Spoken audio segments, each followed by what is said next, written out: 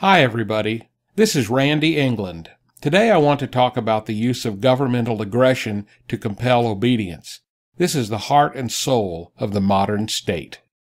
What essentially sets a nation-state apart, declared candidate Barack Obama, is that it has a monopoly on violence.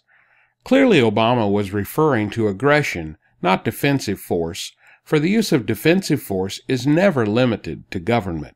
We all retain that right by nature. Only government routinely uses aggressive force or the threat of force. The threat of violence compels the payment of every tax and ultimately whatever behavior the government demands of the people. Under most circumstances, everyone agrees it would be wrong for Joe to take money from his neighbor Bill. Joe would not dream of stealing Bill's money. He knows it's wrong, and he also knows he could get punished for stealing. Would it make any difference if Joe can convince 20 other neighbors to gang up and take the money from Bill and give it to Joe? No.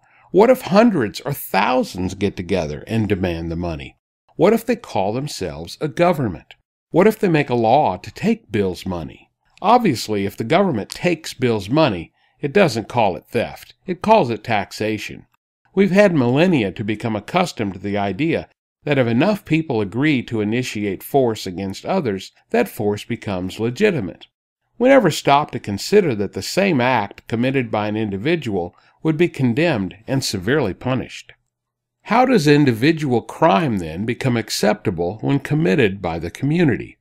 If 1,000 people each own 1 acre of land, and they cooperatively combine their land, then together they have 1,000 acres. Not 2,000 acres, not even 1,001 acres. No one would pretend otherwise. If 1,000 people each have the right to defend their own lives and property, with violence if necessary, then those same 1,000 people have the right to cooperatively combine with each other to defend all their lives and property. But here's the rub. When 1,000 people organize in the use of defensive force, they become far more effective in protecting themselves, but further they cannot fail to notice that in wielding a 1,000-fold power, they can do a lot more than just defend themselves. They can make anyone do whatever they want. How can this happen? How can the group acquire a right not possessed by any one of its members? Frederick Bastiat was a 19th century French political economist who argued that man is above the government. He wrote, "It is not because men have made laws that personality, liberty, and property exist. On the contrary, it is because personality, liberty, and property exist beforehand that men make laws." Bastiat wrote that while man is over the law, he cannot confer on the law more power than any individual possesses. One cannot give what he does not possess. If a thief gives you money he has stolen, you have no right to the money, for he cannot give you a right he does not possess. Likewise, government becomes illegitimate when it pretends to possess authority it has not been given. The use of force must be strictly limited. In his work, The Law, Bastiat wrote, "The law is the organization of the natural right of lawful defense.